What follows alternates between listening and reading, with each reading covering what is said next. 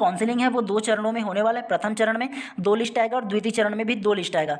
मान लो आपने प्रथम चरण में अपना काउंसलिंग कराया, लेकिन आपका जो नाम है वो दोनों ही डेट में नहीं, अर्थात प्रथम चरण के प्रथम लिस्ट में और द्वितीय लिस्ट में, दोनों लिस्ट में आपका नाम अगर नहीं आया, तो आपको द्वितीय चरण की जो आपको 10 से दिया गया है, इसमें आपको दोबारा फॉर्म फिल करने की आवश्यकता नहीं है, अगर जिसका नाम एक भी कॉलेज में नहीं आया होगा तो।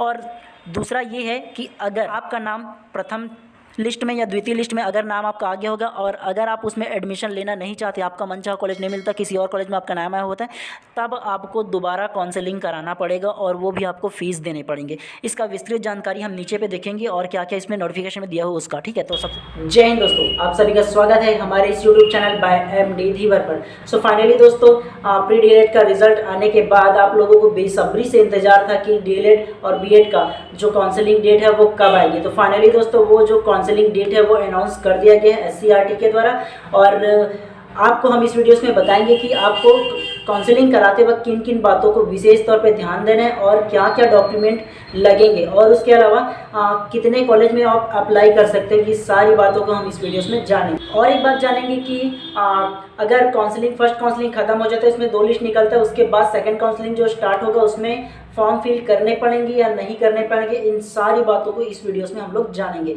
और अगर आप चैनल पे नए होंगे तो चैनल को पहले सब्सक्राइब कर दीजिएगा और बेल आइकन को दबा दीजिएगा, ताकि इस प्रकार के जब भी DLED BEd से रिलेटेड इन्फॉर्मेटिव वीडियोस हम लेकर आए सबसे पहले आप तक की पहुंचे। चलिए ज़्यादा देर ना करते हुए हम फटाक से वीडियोस को स्टार्ट करते हैं।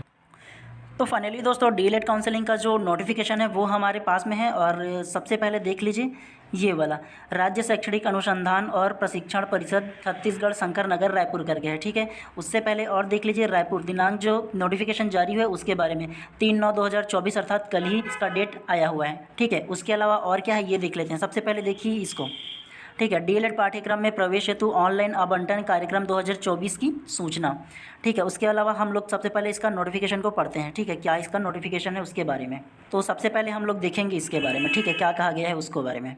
राज्य के NCERT द्वारा मान्यता प्राप्त एवं छत्तीसगढ़ माध्यमिक शिक्षा मंडल द्वारा संबंधित प्राप्त डाइट BTI, अर्थात जो हमने बताया था ना कि 16 डाइट और 2 BTI गवर्नमेंट कॉलेज में है वो, और अनुदान प्राप्त अशासकीय BTI व गैर अनुदान प्राप्त महाविद्यालय संस्थान में संचालित DLED पाठ्यक्रम 2024-25 में प्रवेश हेतु व्यापम द्वारा आयोजित प्री DLED परीक्षा 2024 के प्राप्तांक के आधार पर ऑनलाइन आवंटन के माध्यम से संचालन राज्य शैक्षणिक अनुसंधान और प्रशिक्षण परिषद द्वारा किया जाएगा। ठीक है, उसके अलावा देखिए ऑनलाइन आवंटन कार्यक्रम DLED के लिए है ये सिर्फ। ठीक है, तो सबसे पहले क्या क्या डेट अनाउंस किया गया उसके बारे में देखते हैं, कब आपको पंजीयन अर्थात ऑनलाइन कराने का डेट दिया गया है उसके बारे में सबसे पहले देख लेते हैं। ठीक है, तो सबसे पहले ये देखिए पूरे इसको पहला चरण के बारे में सबसे पहले विस्तृत रूप से जान लेते हैं। सबसे पहला देखिए प्रथम चरण, पहला में देखिए पंजीयन एवं ऑनलाइन विकल्प फॉर्म जमा करने की तिथि जो डेट है उसको देख लीजिए 5/9/2024 से 11/9/2024, अर्थात मुख्यतः आपको 6 दिनों का वक्त दिया गया है। ठीक है, आपको ऑनलाइन फॉर्म फिल करने के लिए, और आज है 4 सितंबर है। ठीक है, और कल से ही स्टार्ट हो जाएगा, तो ज़्यादा देर बिल्कुल मत कीजिए, जितना जल्दी हो सके उतना जल्दी आप फॉर्म को अप्लाई कर दीजिएगा। उसके बाद दूसरा क्या है देखिए, प्रथम चरण की प्रथम सूची दावापत्ती के लिए जारी करना। ठीक है, तो प्रथम सूची के लिए जारी कब करेगा उसको दूसरा को देख लीजिएगा। ठीक है, तो इसको दिया गया देखिए 16/9/2024 से 18, अर्थात 3 दिनों का आपका टाइम दिया गया है। ठीक है, इसको ध्यान रखना, मतलब इस दिन आपका जो लिस्ट है वो जारी कर दिया जाएगा। ठीक है, और दावापत्ती करना चाहो तो 16 से 18 के बीच में दावापत्ती कर सकते हो, और दावापत्ती होने के बाद जो प्रथम चरण, ये देखिए प्रथम चरण की प्रथम सूची जो जारी है वो फाइनल सूची 19/9/2024 अर्थात 19 सितंबर को जारी कर दिया जाएगा। ठीक है, जो फाइनली आप देख पाओगे उसको। उसके बाद क्या है दिया गया है देखिए, प्रथम चरण की सूची में आवंटित अभ्यर्थी द्वारा महाविद्यालय में प्रवेश के लिए निर्धारित तिथि। ठीक है, तो निर्धारित तिथि अर्थात जो महाविद्यालय जिस कॉलेज में आपका नाम आएगा उसमें आप एडमिशन के लिए आपका जो ये डेट है उसको देख लीजिए 19/9/2024 से 24/9/2024 तक दिया गया, अर्थात 5 से 6 दिनों का आपको वक्त दिया गया। उतने दिन में आप फिल कर सकते हो अपना जो भी है वो सारे डॉक्यूमेंट ले जा करके आप एडमिशन ले सकते हो। उसके बाद पांचवा क्या कहा गया ये देख लीजिए। ठीक है, रिक्त सीटों की जानकारी देखिए 25/9/2024 को प्रथम चरण का प्रथम लिस्ट आने के बाद ना पहला चरण में जितना भी सीट खाली होगा उसकी जानकारी वेबसाइट पर दे दिया जाएगा। ठीक है, और उसके बाद छठवां क्या कहा गया देखिए, प्रथम चरण की द्वितीय सूची दावापत्ती के लिए जारी करना एवं दावापत्ती 24/6/2024 से 27/9/2024 तक की डेट दिया हुआ है, 3 दिनों का डेट दिया है, आप दावापत्ती कर सकते हैं। अर्थात दूसरा लिस्ट आपको 26 तारीख को देखने को मिल जाएगा, लेकिन फाइनल जो जो दूसरा लिस्ट है ना वो आपको देखने को कब मिलेंगे, 30 तारीख को देखने को मिलेगी। ये देखिए, ये दिया हुआ है ना, प्रथम चरण की द्वितीय सूची 30/9/2024 को आपको देखने को मिलेंगे। जिसका फर्स्ट लिस्ट में नहीं आया वेट कर लेना, कुछ टाइम सेकंड लिस्ट में आ सकता है, ये बोल सकता हूँ मैं, ठीक है। तो 30/9/2024 को प्रथम चरण का दूसरा सूची देखने को मिलेंगे। तो इसका जो कॉलेज में एडमिशन का डेट दिया है वो क्या दिया, देखिए, प्रथम चरण की द्वितीय सूची में आवंटित अभ्यर्थी द्वारा विद्यालय में प्रवेश लेने के लिए निर्धारित तिथि, ये देखिए निर्धारित जो तिथि वो दिया गया है, ये 30/9/2024 से 7/10/2024 तक की, ठीक है। अर्थात 8 दिनों का आपको टोटल टाइम दिया गया है, 8 दिनों में आप एडमिशन ले सकते हो, ठीक है। उसके बाद और क्या कहा गया, देखिए 9वां, रिक्त सीटों की जानकारी आपको ये 8 तारीख को जितने भी रिक्त सीट है उसकी जानकारी आपको दे दिया जाएगा, ठीक है। ये था फर्स्ट काउंसलिंग का डेट, अर्थात पहले में जितने लोग, अर्थात ये बोलता हूँ, देखिए प्रथम चरण में जितने लोगों ने ऑनलाइन काउंसलिंग डाला होगा, ठीक है, इसमें अगर कि नाम आया होगा तो आप उसमें एडमिशन ले सकते हो, नहीं लेना चाहते फर्स्ट लिस्ट में, ठीक है, इसमें अगर प्रथम चरण में, तो द्वितीय चरण में भी एक दोबारा लिस्ट आएगा, उसमें भी देख के जो आपका मनचाहा कॉलेज है उसमें आप एडमिशन ले सकते हो। उसके बाद एक सवाल ये आता है कि आपका नाम ना तो आपको प्रथम चरण के पहला लिस्ट या दूसरा लिस्ट दोनों में ही नहीं आया, ठीक है, तो फिर क्या करें। तो इसके लिए मैं आपको बता देता हूँ, देखिए ये आपका द्वितीय चरण, अर्थात जो काउंसलिंग है वो 2 चरणों में होने वाला है। प्रथम चरण में 2 लिस्ट आएगा और द्वितीय चरण में भी 2 लिस्ट आएगा। मान लो आपने प्रथम चरण में अपना काउंसलिंग कराया, लेकिन आपका जो नाम है वो दोनों ही डेट में नहीं आया, अर्थात प्रथम चरण के प्रथम लिस्ट में और द्वितीय लिस्ट में, दोनों लिस्ट में आपका नाम अगर नहीं आया, तो आपको द्वितीय चरण के जो ये है, ये जो आपको 10 से दिया गया है, इसमें आपको दोबारा फॉर्म फिल करने की आवश्यकता नहीं है, अगर जिसका नाम एक भी कॉलेज में नहीं आया होगा तो। और दूसरा ये है कि अगर आपका नाम प्रथम लिस्ट में या द्वितीय लिस्ट में अगर नाम आपका आ गया होगा और अगर आप उसमें एडमिशन लेना नहीं चाहते, आपका मनचाहा कॉलेज नहीं मिलता, किसी और कॉलेज में आपका नाम आया होता है, तब आपको दोबारा काउंसलिंग कराना पड़ेगा और वो भी आपको फ़ीस देने पड़ेंगे। इसका विस्तृत जानकारी हम नीचे पे देखेंगे और क्या क्या इसमें नोटिफिकेशन में दिया हो उसका, ठीक है। तो सबसे पहले हम लोग डेट को देख लेते हैं। द्वितीय चरण की काउंसलिंग में क्या होगा, 10वां देखिए आप पहले, ठीक है। पंजीयन एवं ऑनलाइन विकल्प फॉर्म जमा करने की तिथि, अर्थात दोबारा फॉर्म आपको भरना पड़ेगा अगर ऊपर में आपका नाम आया होगा और एडमिशन नहीं लिए होंगे तो। 10/10/2024 से 14/10/2024 तक की आपको ऑनलाइन फॉर्म फिल करने का डेट, ये देखिए ये दिया हुआ है, ठीक है। उसके बाद और क्या है, दूसरा अगर देखा जाए तो ये वाला देखिए 11वां नंबर, द्वितीय चरण की प्रथम सूची एवं दावापत्ति के लिए जारी करना एवं दावापत्ति, अर्थात दावापत्ति के लिए आपका डेट दिया हुआ है, ये देखिए 17/10/2024 से 18/10/2024 तक की 2 दिनों का टाइम में आपको दावापत्ति करने हैं। और उसके बाद द्वितीय चरण की प्रथम सूची जो है वो 21/10/2024 को प्रथम चरण की सूची आ जाएगा, ठीक है। ये आने के बाद आपको देखिए 13वां क्या क्या गया है, द्वितीय चरण की सूची में आवंटित अभ्यर्थी द्वारा महाविद्यालय में प्रवेश के लिए निर्धारित तिथि, ये देखिए डेट जो दिया है वो आपको एडमिशन लेना है कॉलेज में जाकर 21/10/2024 से 25/10/2024 तक की आपको मुख्यतः 5 दिनों का टाइम मिलेगा। इतने दिन में आपको एडमिशन ले लेना है उस महाविद्यालय में, अपने जितने भी डॉक्यूमेंट है उस सारे को ले जा करके, वो भी ओरिजिनल, ठीक है। उसके बाद और क्या कहा गया है, देखिए उसके बाद कहा गया है कि देखिए 14 रिक्त सीटों की जानकारी आपको 28 तारीख को दे दिया जाएगा। उसके अलावा 15 देखिए द्वितीय चरण की द्वितीय सूची दावापत्ति के लिए जारी करना एवं दावापत्ति, आप द्वितीय चरण के लिए दावापत्ति कर सकते हो, अर्थात मान के चलो ऐसा होता है कि आपका नंबर ज़्यादा है लेकिन आपसे कम नंबर वालों का एडमिशन रैंक में नाम आ जाता है और आपका नहीं आता, तो इस प्रकार से आप दावापत्ति कर सकते हो, ठीक है। तो इसके लिए जो डेट है वो 29/10/2024 से 30/10/2024 तक के 2 दिनों का आपको टाइम दिया जाएगा, ठीक है। उसके अलावा क्या कहा गया, देखिए द्वितीय चरण की दूसरी सूची जारी करना, अर्थात 4/11/2024 को ये द्वितीय सूची जारी कर दिया जाएगा, ठीक है। उसके बाद देखिए ये 17वां क्या क्या, द्वितीय चरण की द्वितीय सूची में आवंटित अभ्यर्थी द्वारा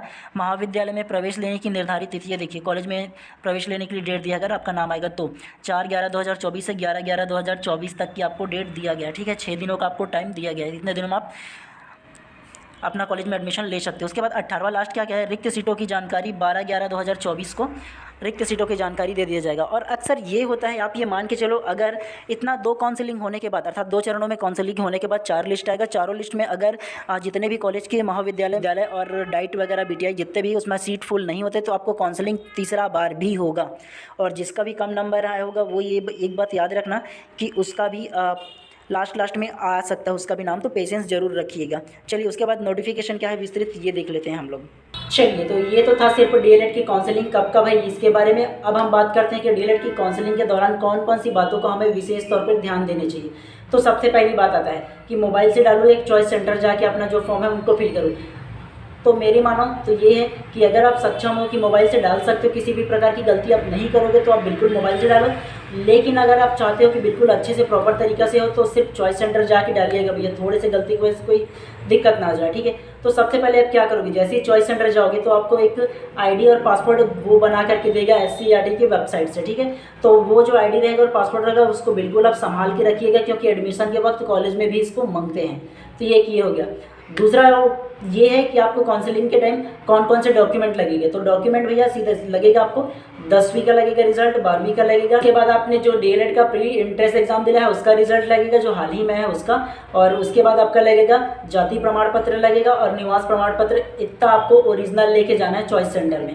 उसके बाद ये आता है कि कॉलेज को हम लोग सेलेक्ट कैसे करें, ठीक है। तो मैंने जब काउंसलिंग कराया था 2 साल पहले, तो मेरे को एक गवर्नमेंट कॉलेज चूज़ करने का ऑप्शन मिला था, लेकिन अब ये सिस्टम को बदल दिया गया। अब आप चाहो तो पूरे 10 गवर्नमेंट कॉलेज कर सकते हो, चाहो तो 5 गवर्नमेंट कॉलेज और 5 प्राइवेट कॉलेज कर सकते हो। बशर्ते एक बात का आप बिल्कुल ध्यान रखना कि जिस कॉलेज में आप जाना चाहते हो, ठीक है, तो सबसे पहला प्रेफरेंस उनको दीजिए। उसके बाद सेकंड में आप जो मिलेगा उसमें करना चाहते हो, सेकंड उसको। तो इस प्रकार से टोटल आप 10 कॉलेज चूज़ कर सकते हो, तो 5 गवर्नमेंट कर सकते हो, 5 प्राइवेट, ऐसे करके चूज़ कर सकते हो, ठीक है। तो उसके पश्चात मैं आपको बता दूँ, जो काउंसलिंग प्रक्रिया है वो सिर्फ 2 चरणों में होना है और 2 चरणों में 4 लिस्ट निकलेगा। अब अधिकतर के मन में ये क्वेश्चन आता होगा ये नोटिफिकेशन को देखने के बाद, जब 2 चरणों में, तो दोनों चरणों में क्या हमको 2 बार काउंसलिंग कराना पड़ेगा, ठीक है। तो इसका आंसर ये है कि देखिए, अगर आप पहले चरण में काउंसलिंग का फॉर्म फिल किए हो, ठीक है, और पहले चरण का 2 लिस्ट आने वाला है, पहला लिस्ट और दूसरा लिस्ट। अगर आपका पहला लिस्ट में नाम आता है, पहला या दूसरे लिस्ट में किसी भी में नाम आता है, और अगर आपने एडमिशन नहीं लिए, तो आपको दूसरा चरण में काउंसलिंग दोबारा करना पड़ेगा और दोबारा फीस पे करने पड़ेंगे।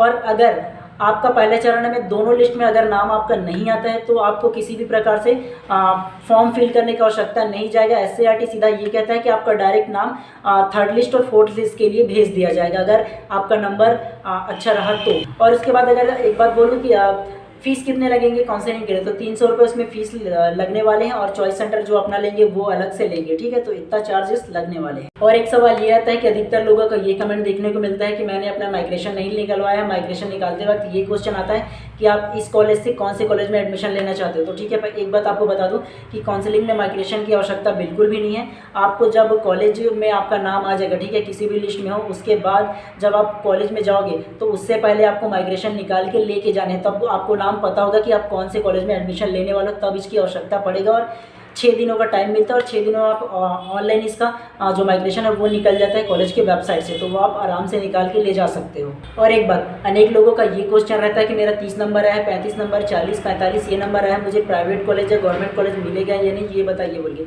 तो भैया देखिए, जो काउंसलिंग का जो फीस है मात्र 300 रुपये है, ठीक है। तो उसको नहीं देखना है, आप काउंसलिंग करा लीजिएगा, चाहे आपको कितना भी मार्क्स रहे, एटलीस्ट आपको ये पता चलेगा कि आपकी कौन सा रैंक में हो। अगर हो सकता है आपको प्राइवेट कॉलेज मिल जाए, तो हो सकता है अगर रैंक नीचे जाए तो इस प्रकार से आप बिल्कुल काउंसलिंग करा लीजिएगा। आपका जितना भी रैंक आएगा उस हिसाब को आपको पता चल जाएगा कि हाँ आपको मिला है या नहीं। और सबसे बड़ी बात ये होगा कि काउंसलिंग का जो रिज़ल्ट आने का डेट है, ठीक है, तो हम कैसे चेक करेंगे। तो सबसे बड़ी बात ये है कि आपको SCERT की वेबसाइट में जो आपका आईडी और पासवर्ड दिया होगा उसमें जा करके आपको लॉगिन करके चेक करना है। अगर आया होगा तो आपके आईडी में शो करेगा कि इस कॉलेज में आपका नाम आया हुआ है, उसके अनुसार आप जा करके सीधे सीधे एडमिशन ले सकते हो। तो अपना आईडी और पासवर्ड बिल्कुल याद रखिएगा। अगर चॉइस सेंटर जाता है तो उससे मंग करके लिख कर जरूर रखिएगा, वरना बाद में प्रॉब्लम क्रिएट होता है दोस्तों। तो सिर्फ आपको इतना ही इन्फॉर्मेशन देना था। और रही बात DLED की फ़ीस की बात कि गवर्नमेंट में कितना फ़ीस लगता है, प्राइवेट में कितना फ़ीस लगता है, तो ऑलरेडी इस पर हमने वीडियोस बना चुके हैं। आप चाहो तो डिस्क्रिप्शन बॉक्स में जाकर इसका लिंक दे दूँगा, जाकर के आप देख लीजिएगा, तो उसको भी सारा चीज़ पता चल जाएगा। और आपका अगर किसी भी प्रकार से क्वेश्चन हो तो कमेंट बॉक्स ओपन है, ज़रूर कमेंट कीजिएगा, उसका रिप्लाई करने की बिल्कुल हम कोशिश करेंगे भैया, ठीक है। और वीडियोज़ कैसा लगा बिल्कुल आप कमेंट करके बताइएगा।